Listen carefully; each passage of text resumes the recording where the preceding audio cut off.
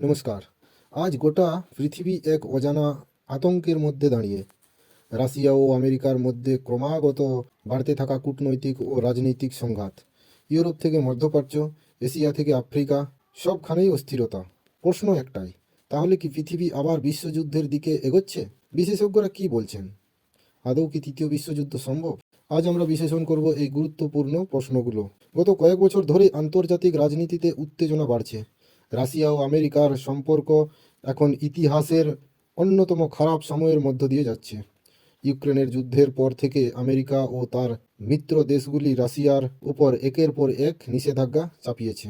অন্যদিকে নেটো সম্প্রসারণকে সরাসরি নিজেদের নিরাপত্তার জন্য হুমকি বলে মনে করছে। বিশেষজ্ঞদের মতে এই দ্বন্দ্ব শুধুমাত্র দুই দেশের মধ্যে সীমাবদ্ধ নেই, এটি একটি ব্লক রাজনীতির লড়াই।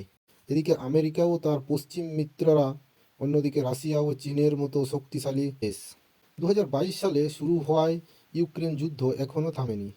এই যুদ্ধ সরাসরি নেটো বনাম রাশিয়া সংঘাতে পরিণত না হলেও আমেরিকা ইউরোপের সরাসরি সহায়তা পরিস্থিতিকে আরও জটিল করে তুলছে। সামরিক বিশেষজ্ঞদের মতে, যদি এই যুদ্ধে নেটো সরাসরি জড়িয়ে পড়ে, তাহলে তো বিশ্বযুদ্ধের রূপ নিতে এক মুহূর্তেও লাগবে না। শুধু যুদ্ধ নয়, অর্থনৈতিক যুদ্ধও চলবে। বিশ্বযুদ্ধ মানে শুধু ট্যাঙ্ক, মিসাইল বা সৈন্য নয়। আজকের যুগে যুদ্ধ মানে অর্থনৈতিক নিষেধাজ্ঞা, তেলের দাম বৃদ্ধি, মুদ্রাস্ফীতি, খাদ্য সংকট, সাইবার যুদ্ধ। রাশিয়া ইউক্রেনের যুদ্ধের প্রভাব ইতিমধ্যেই বিশ্বের বহু দেশে খাদ্য ও জ্বালানির দাম আকাশ ছোঁয়া। আফ্রিকা ও এশিয়ার দরিদ্র দেশগুলো সবচেয়ে বেশি ক্ষতিগ্রস্ত হয়েছে। বিশেষজ্ঞরা বলছেন, এই অর্থনীতি অস্থিরতাই ভবিষ্যতের বড় সংঘাতের বীজ বপন করছে। শুধু রাশিয়া আমেরিকা নয়, সর্বত্রই অশান্তি। বিশ্বের দিকে তাহলে এবার দেখা যাক। প্যালেস্টাইন সংঘাত, চীন তাওয়ান উত্তেজনা, উত্তর কোরিয়া পরমাণু হুমকি, পাকিস্তান আফ্রিকার গৃহযুদ্ধ, দক্ষিণ এশিয়ার রাজনৈতিক অস্থিরতা। প্রতিটি অঞ্চলে আলাদা আলাদা সমস্যা, কিন্তু সব সমস্যা কেন্দ্রে রয়েছে ক্ষমতার লড়াই। বিশেষজ্ঞরা বলছেন, আন্তর্জাতিক সম্পর্ক বিশেষজ্ঞদের মতে তৃতীয় বিশ্বযুদ্ধ একেবারে অসম্ভব নয়, কিন্তু তা হবে আগের দুই বিশ্বযুদ্ধের মতো নয়।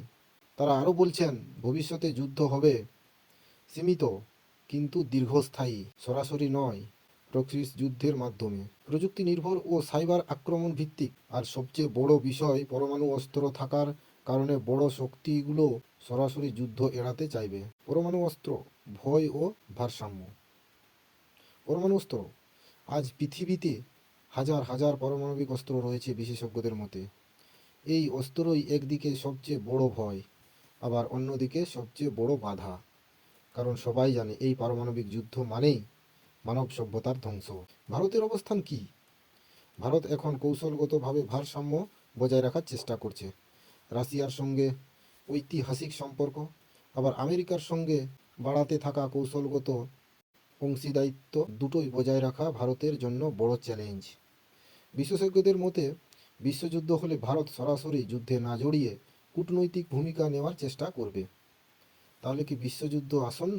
সব বিশ্লেষণ মিলিয়ে বিশেষজ্ঞদের মত, তাৎপর্যক্ষণিকভাবে পূর্ণাঙ্গ বিশ্বযুদ্ধ সম্ভাবনা কম, কিন্তু দীর্ঘমেয়াদী সংঘাত বাড়তেই থাকবে। বিশ্ব ধীরে ধীরে এক স্থায়ী অস্থিরতার যুগে ঢুকে পড়বে। সবশেষে একটাই প্রশ্ন, পৃথিবী কি যুদ্ধ চায়? বিশেষজ্ঞরা বলছেন, সাধারণ মানুষ যুদ্ধ চায় না, কিন্তু ক্ষমতার রাজনীতি, অস্ত্র ব্যবসা আর আধিপত্যের লড়াই যদি চলতেই থাকে, তাহলে বিশ্বযুদ্ধের আশঙ্কা একেবারে উড়িয়ে দেওয়া যায় না। এখন দেখার, বিশ্ব নেতারা শান্তির পথ বেছে নেবেন, নাকি ইতিহাস আবারও নিজেকে পুনরাবৃত্তি করবে। এই ছিল আজকের বিশেষ রিপোর্ট। ধন্যবাদ।